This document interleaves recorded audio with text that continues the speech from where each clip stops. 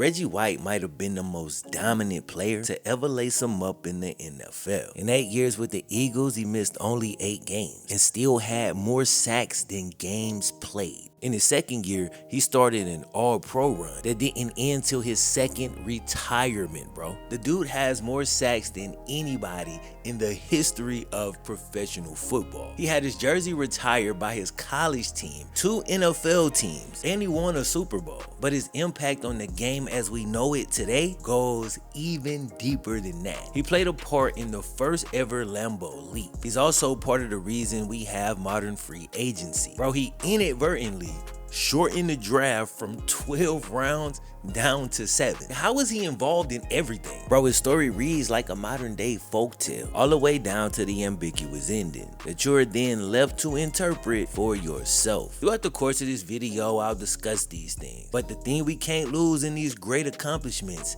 is the heart of the man himself, as he was constantly searching for growth. And if you're somebody that's constantly growing, then eventually you won't fit in. Reggie White wasn't just a player. Dude was a preacher, an ordained minister since he was 17. There was never a time through his whole career when he wasn't sharing his faith and trying to live up to his principles. But just like the rest of us, there came a time in his life when everything that seemed clear started to become murky. After preaching the same message for over 20 years, around the age of 40, Reggie stopped preaching. He questioned whether he was ever really a preacher at all, as he started to feel like he hadn't been teaching, just talking. At one point he said he had never been a preacher and that for 20 years he had just been a motivational speaker. It's tough when you put so much time into something and then you start to feel like you've been walking the wrong way. But when you really sit back and examine your life, you realize God doesn't make no mistakes. So the path that you walk is meant to prepare you, and it's the only way you can complete your unique mission. But Reggie White had hit that point in life where your very foundation becomes unstable, and you have to then pick yourself up and rebuild yourself one brick at a time. At the time of his death, many people had turned their backs on him, but his true intentions may have been misunderstood.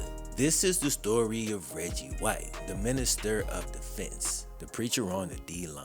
Chapter 1, in the beginning.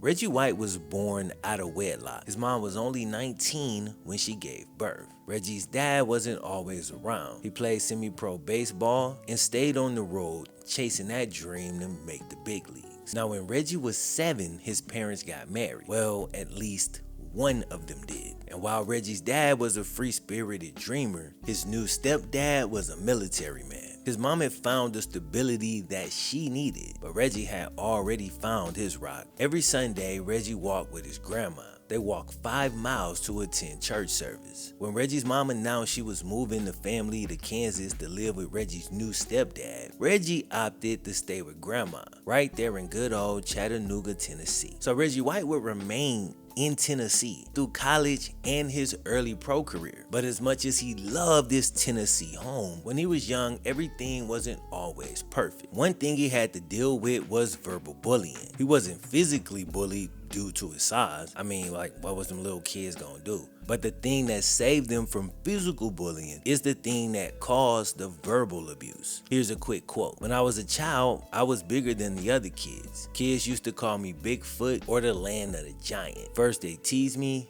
then they run away."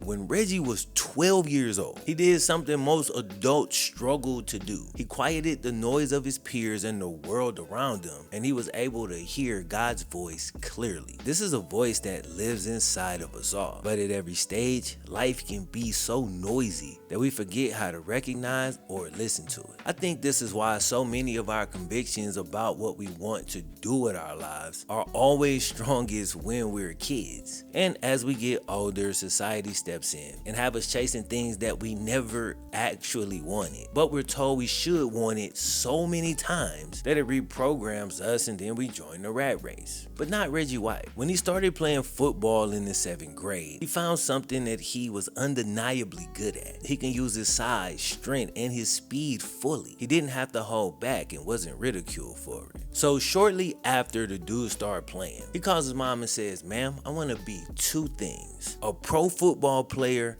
and a minister." And right there with that declaration, the minister of defense was born that day. Today's video is sponsored by DraftKings. UFC 317 is almost here, so lock in for the greatest game of physical chess. Every takedown, every punch, every kick has a purpose. It just comes down to who can formulate the right game plan for their skill set, and then who can execute the game plan more successfully. And there's no better way to get in on the action than with my partners at DraftKings Sportsbook. Right now, new customers who bet $5 get $150 in bonus bets instantly. So no matter who you rocking with in the octagon, now is the time to make your picks. So download the DraftKings Sportsbook app and sign up using my promo code FlemLo. The crown is yours. Now, if you love the thrill of live betting, DraftKings has you covered. You can bet live on in-progress events as they happen, which will make watching more exciting. And if sports betting is not yet available in your state, you can still get in on the fun with DraftKings Pick 6 and have a shot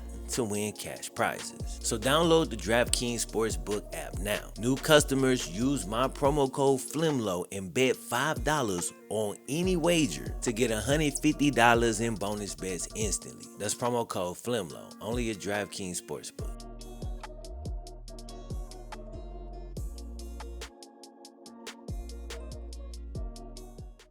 Chapter 2.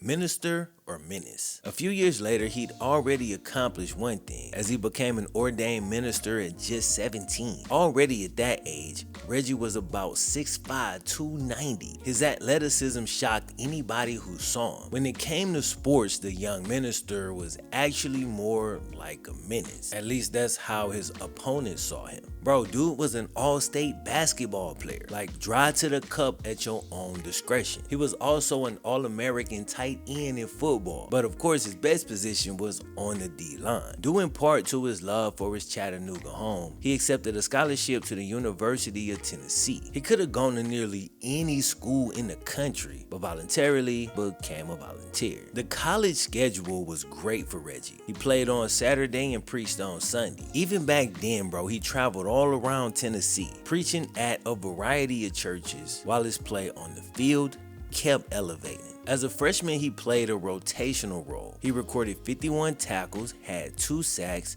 2 fumble recoveries, and he had a key blocked punt in a rivalry game that helped set up the win. Then a year later, as a sophomore, Reggie recorded 95 tackles. He had 8 sacks, and he blocked 3 extra point attempts. Now in his junior year, Reggie would face a setback. He struggled all year with a lingering injury, and as a result saw his stats fall considerably.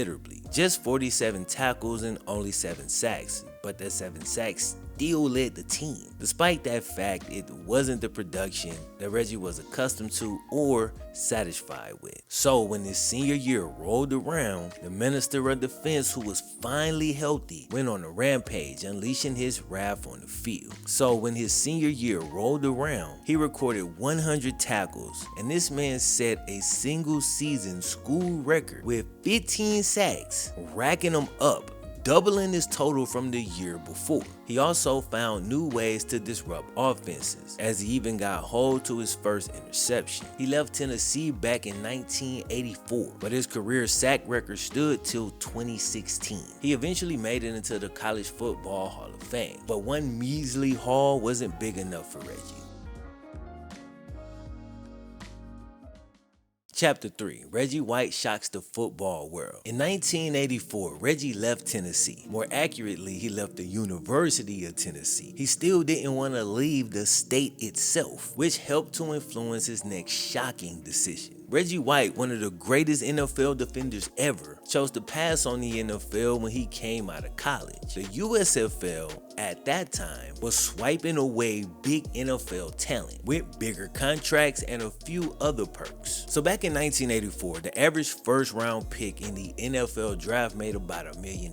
You probably like $1 million, bro, in 1984? And look, I'm right there with you, unless there's a better offer. Reggie White signed with the USFL, who quadrupled that with a $4 million contract. So that's one thing, but here's the other perk. The USFL has something they call the USFL Territorial Draft. This was a unique format that allowed teams to claim local college stars in order to bolster regional support, which is kind of a cool concept. So for Reggie, this meant he could not only make more, but he could also stay in his beloved home state of Tennessee. Why enter the NFL draft and go to a random team and get paid less on your first contract? While the NFL was the more prestigious league, the USFL at that time was a viable option. Reggie White was selected by the Memphis Showboats, a match made on earth, and it wouldn't last long. Like many other leagues that have tried to compete with the NFL, the USFL was quickly going out of business. After 2 seasons, Reggie picked up and left the sinking ship, hopped on a lifeboat and rolled over to the NFL. Prior to that, the NFL was upset that they was losing key players to the USFL and the CFL. So, back in 1984, when Reggie White chilling minding his business in the USFL, NFL teams was cooking up a plot so that when the ship sank, they could be the one to rescue Reggie. So anyway, in 1984, the NFL held a one-time supplemental draft of USFL and CFL players. That way, if those leagues went out of business, like the NFL was hoping they would, then the NFL teams could already have rights to some of their biggest stars. 3 of the 4 top players taken in that supplemental draft would go on to become NFL Hall of Famers. The first pick was Steve Young, who needs no introduction. The third pick was Gary Zimmerman, a Hall of Fame guard. And the 4th pick was the Minister of Defense, Mr. Reggie White, who was selected by the Eagles. Now in the USFL, Reggie averaged 12 sacks per season. And if anybody thought he was only doing that because he was playing against lesser talent in a lesser league, Reggie hit them with one of them D-line get-off moves. He shut them up and proved them wrong immediately. Okay, so in his first season in the NFL, he started only 12 games due to injury. Despite that, this wrecking ball of a man recorded 100 tackles and 13 sacks. 100 combined tackles and 13 sacks in his first season in just 12 games? And when I say he proved them wrong, here's what I meant. Like I discussed, in the USFL, Reggie White averaged 12 sacks a year. If it was because of lesser talent in a lesser league, how do you explain him beating his average despite the fact that he played in less games? Like, if all I had was these numbers to go off, you might say the NFL was actually easier for him. From day one, it was clear Reggie White had arrived, as he was named NFC Defensive Rookie of the Year. The very next year, in 1986, he started a run of all-pro seasons that would not end, and hear me when I say this, it would not end till his second retirement. So every single year from 1986 all the way to 1998, Reggie White made first or second team All-Pro, 13 straight seasons of All-Pro play. Now, I'm not about to sit here and go through them all, but I do want to highlight some of his best years. Let's start with the 3-year period between the years of 1986 and 1988. In 86, he came back off that Rookie of the Year, locked all the way in and went even harder. Basically the same number of tackles, but he racked up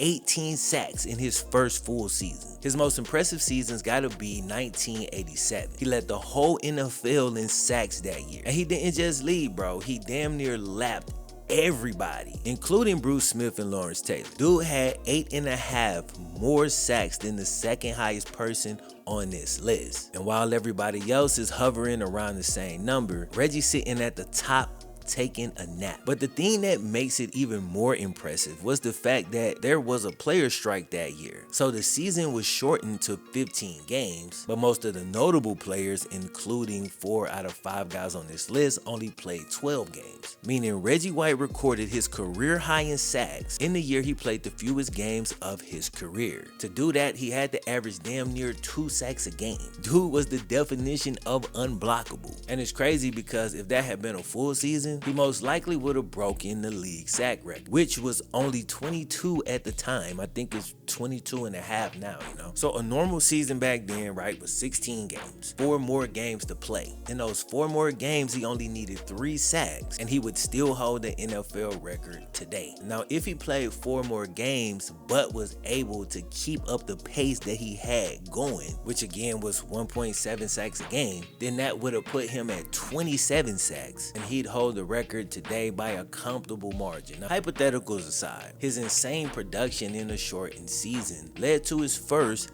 Defensive Player of the Year award, meaning he was recognized as the best defensive player that year in a league full of all-time great defenders. Then for the final year of the 3-year stretch that I chose to highlight, 1988, he recorded his career high in tackles, 133, and once again put up 18 sacks, leading the league in sacks for the second year in a row. I told you that 3-year stretch was crazy. After that run, he signed an extension in 1989, making him the highest paid defensive player in the league. And over the next 4 seasons, he continued to dominate as the name Reggie White became known around the world.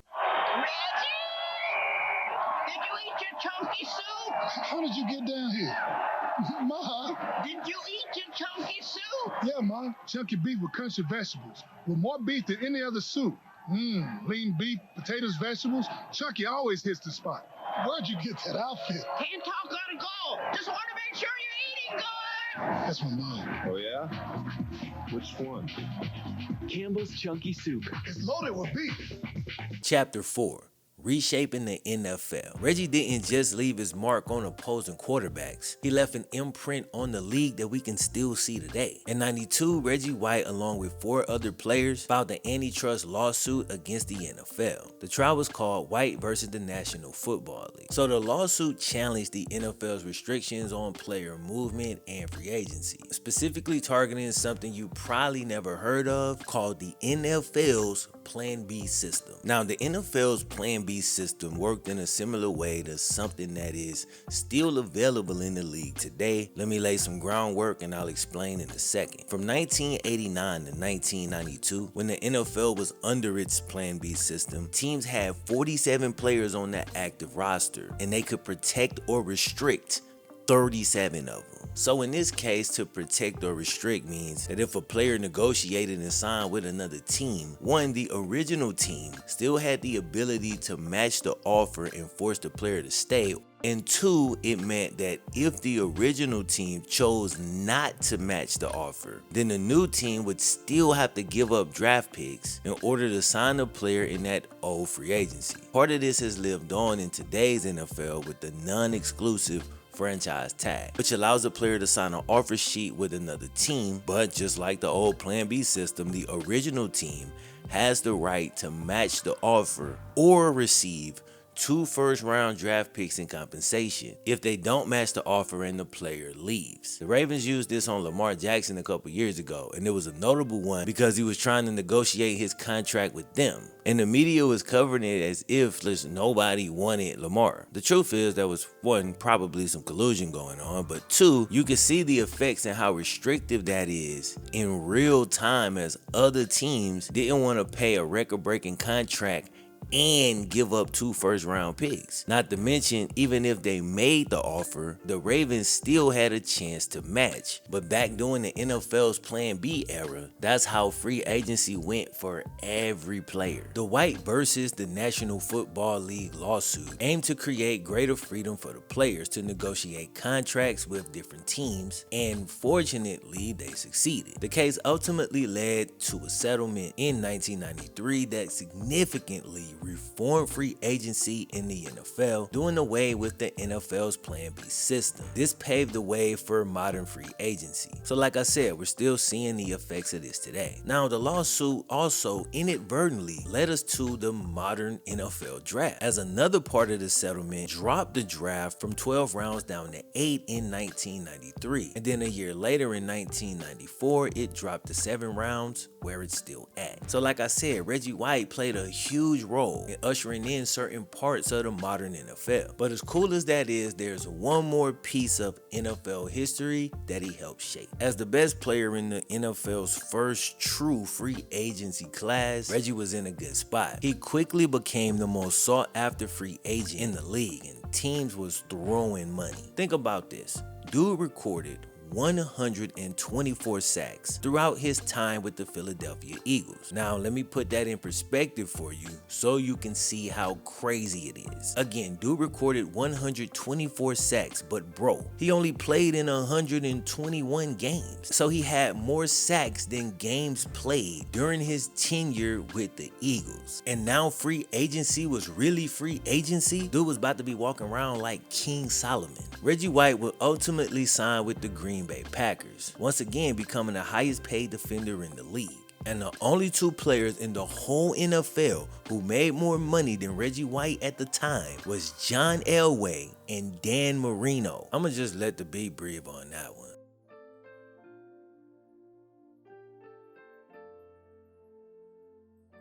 In his very first year as a Green Bay Packer, Reggie White became a key part in creating one of the greatest traditions in all of football. Whether you're a casual fan or a hardcore fan, if you've watched football, you've seen the Lambeau leap. The Green Bay Packers do this to celebrate touchdowns as they leap into the bleachers behind the end zone at Lambeau Field, thus the name Lambeau Leap. That's all there is to it. Now, how long have they been doing this? Over 30 years, and guess when it started? Yep, Reggie White's first year with the Packers. It's like he just walked around making history. In 1993, the Packers faced off against the LA Raiders in a historically cold December game. The Raiders QB tossed a screen pass to the running back, and defensive back Leroy Butler lit dude up. He fumbled the ball, and guess who picks it up? Reggie White. Right on time with the scoop. So Reggie gets caught and he's being dragged out of bounds. The play could have ended right there, and if it did, maybe the Lambeau Leap is never born. But no, as Reggie is falling out of bounds, he specifically and emphatically ignores the D coordinator's no pitch rule. He turns and he sees that Leroy Butler is back up on his feet. Reggie laterals the ball as he falls out of bounds. Leroy catches it and scores a touchdown. He leaps into the hands of the fans behind the end zone, and boom, the Lambeau Leap is born. Again, it's pretty crazy how many historical events Reggie White is tied to. Modern free agency, modern NFL draft, and the Lambeau Leap. He's connected to all of it. In 1996, Reggie White won his first and only Super Bowl trophy, as his defense allowed the fewest points in the league. In a 16-game season, they only gave up 19 touchdowns that whole year. Reggie didn't have his best individual season, but he was at his best in the biggest game. He set a Super Bowl record with 3 QB sacks and led the Packers to their first ring in 29 years. By then, Reggie's body had started to break down. He was dealing with a lot of ailments that dulled his production, but on a given day, he can still summon that strength he needed to get you a big win. But he had chronic back pain, sleep apnea, and a lung disease called sarcoidosis. But he fought through it as he loved living out his childhood dream. And there were a couple more dreams he still wanted to live out. In 1997, Reggie White wrestled for WCW Slamboree. He faced off against a dude named Steve McMichael. Maybe you've never heard of him, but he's actually a Hall of Fame player in his own right, a defensive tackle who just went in last year. But bro, look at this drop kick by the 300-pounder.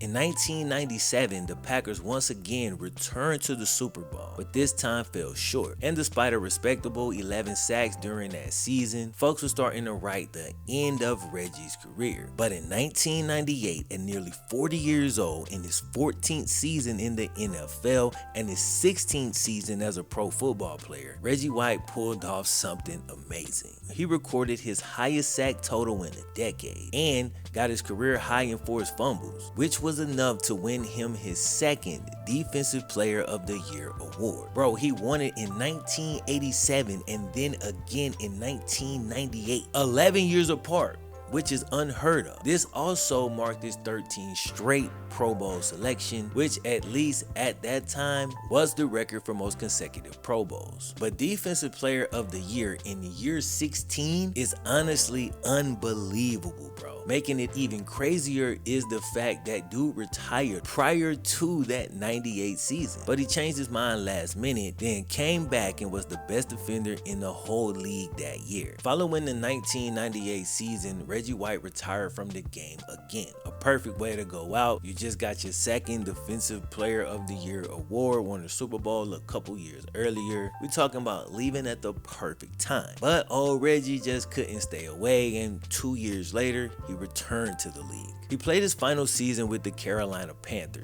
and he wasn't completely ineffective, but he wasn't the same. Chapter 6, Reggie retires. For real this time. When he walked away from the game, he was the all-time sack leader, but was eventually surpassed by Bruce Smith. Now, Bruce Smith is not only a Hall of Famer, he's one of the best defensive ends to ever play football. Sometimes when we make these comparisons, we get real disrespectful to one of the players. Shows like First Take have trained us this way, but I'm challenging everybody to outgrow that mindset. Understand, the only reason this Reggie White stat that I'm about to lay out hit so hard is because of how high caliber a player your boy Bruce Smith truly was. So shout out to Bruce, but there's a crazy stat associated with this record that helps put into perspective just how good Reggie White was. So allow me real quick to lay it out for y'all. So Bruce Smith, the all-time sack leader, recorded 200 sacks in his career. Meanwhile, Reggie White in his NFL career recorded 198 sacks. Here's the thing though, Bruce Smith played 279 games in his career, while Reggie White played far less games, clocking in at 232 games. So it took Bruce Smith 47 more games to beat Reggie White's record by only 2 sacks. Bro, 47 games is basically the equivalent of 3 seasons. So it took the rough equivalent of 3 extra seasons to break Reggie White's record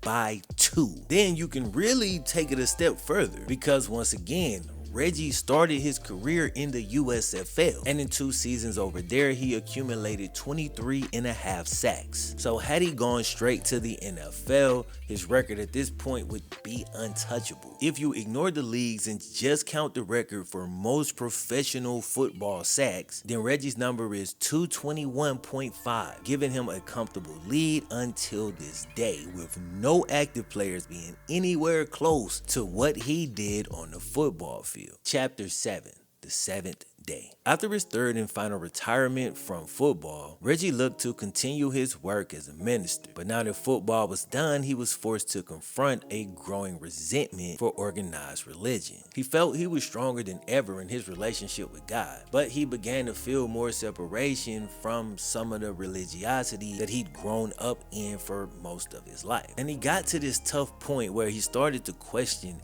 everything that he had done. He questioned whether or not he was ever truly a preacher, or was he simply just a motivational speaker. He felt the distinction was that a preacher taught the things that they discerned from scripture, and while you might sometimes be motivated by their words, their primary objective is to teach whether you like it or not. The primary objective is not to entertain, primary objective is not to make you feel good, but to lead you based on the actual scripture. So this caused him to reevaluate how he was living. And for the first time since 17 years old, Reggie White, who was now 40 plus, just stopped preaching completely. He realized that for him, it was time to go into a period of learning, a period of listening, as opposed to a period of talking. You know what I'm saying? Sometimes you outputting so much, but you're really just not saying nothing. It's time for you to sit back, bro, read and reflect on things until you get a new vision of clarity that you feel you need to share. So Reggie decided to go all the way to the first source and to learn Hebrew, the original language of what we call the Old Testament in the Bible. So he studied the Hebrew language and he studied the Torah, which consists of the first 5 books of the Bible: Genesis, Exodus, Leviticus, Numbers, and Deuteronomy, the 5 books of Moses. These were the very first scriptures that were given to the Jewish people. Torah in Hebrew means instruction, teaching, or law, which each of these books focus heavily on. Reggie White felt this was the best way for him to rebuild his understanding and continue to build his relationship with God. But many people people accused him of changing his faith or converting to Judaism, which he adamantly denied multiple times. According to Reggie, he was simply attempting to remove the middleman by going straight to the source. So he studied Hebrew until he could understand it, and he felt it allowed him to gain insights that he was unable to gain before. It probably also helped that he separated himself once again from all the noise. Within any large group of people, there's gonna be that noise which can be distracting. That's whether you're a person just dealing with society or a member of the church. At times you need to quiet the noise. Eventually, Reggie arrived at a place of enlightenment, and it reignited his faith and his passion for God. Still, Reggie was adamant that he had not changed his religion, just developed a deeper understanding of it. But studying books that make up parts of the same Bible he was already reading just in its original language wasn't the thing that caused the friction with the church. Problem was his assertion that some of the things he'd both taught and been taught didn't line up with actual scripture or were misunderstood. This ruffled feathers within the church community, sadly causing Reggie to distance himself from something he had been a part of since 7 years old, and now he felt he had to distance himself towards the end of his life. With that said, if you watch his interviews, according to him, he had never felt closer to God. And when that's the case, you're not about to listen to man. You're going to just keep moving in that direction. Reggie wanted Christianity to place an emphasis on learning Hebrew. He felt this could move the religion forward. But many people accused him of turning his back on the religion due to some of the criticisms that he made. I just wish he had more time to fully grow into and explain his position. He'd only just started to develop this new understanding, and it often takes years before a new idea truly settles and you get the whole picture. We've all learned something new and been gung-ho about it, only to have that new idea or thought transform and evolve over the next several years. Or we later figure out how to better communicate it to actually get through to the people that we are trying to communicate to. But Reggie White ran into what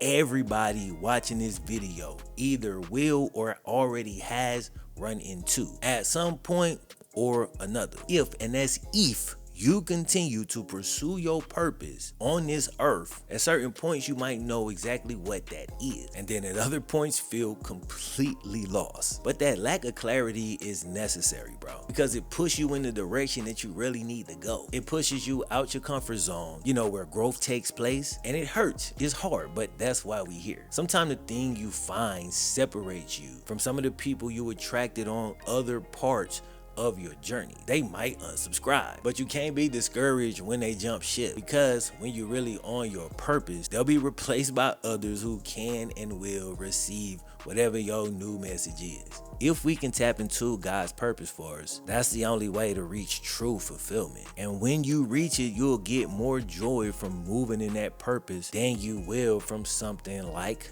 say, a Super Bowl. I remember Deion Sanders speaking on this before. When Reggie was allowed to read ancient Hebrew texts that got him close to the source he'd been searching for, he proclaimed that it was the greatest day of his life. Yes, above his Super Bowl ring. He was allowed to enter this vault and look at these manuscripts in Hebrew.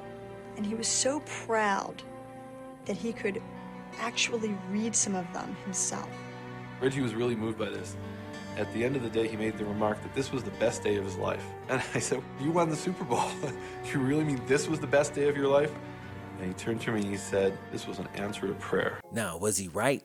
Only God knows. But the story of his death suggests that he may have been. On Christmas Day 2004, he told his family about a dream he had. In the dream, he found a treasure, and on it was 2 words, and both of the words meant the same thing. According to Reggie, they both meant redeemed. If you've been paying attention, like, that's all the context you really need. Then the very next night, not after he had the dream, but after he told his family about the dream, Reggie White passed away due to complications from the lung disease called sarcoidosis that we talked about earlier and in a regular heartbeat. His wife woke him up as he was coughing in his sleep, but he continued to choke even after he woke up. She rushed him to a nearby hospital, but only a short time later, Reggie was gone. Depending on who you are and how you think, different people will interpret this in different ways. Some might see it as a tragic ending, while others might see it a completely different way. You could say that Reggie completed his mission and then was called to a much better place.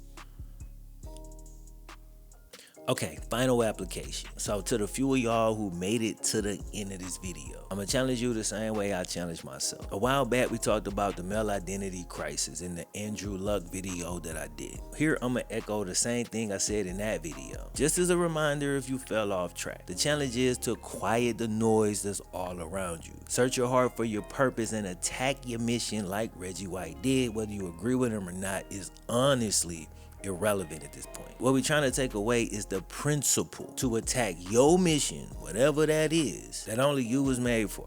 I wasn't made for it. Reggie White wasn't made for it. You the only one. If you don't do it, it ain't getting done. So again, search your heart and figure out what that is. Once you do, once you get just a small glimpse of it, start taking steps in that direction. Be warned, at certain points, it might cause growth. That means you might no longer fit in with certain people, but that's a part of it, right? You have to transform yourself into who you're supposed to be so you can do what you need to do. This version of you right now might not be able to do it. That's the whole damn point of the transformation. I'm planning to go deeper on this in an upcoming post, but that's gonna be exclusive to the Substack only. If you're interested in quieting the noise and finding your mission and then working towards that, then subscribe to the newsletter. The link's in the description. As always, thank y'all for watching. I'm locked in over here, and I'll see y'all in the next one.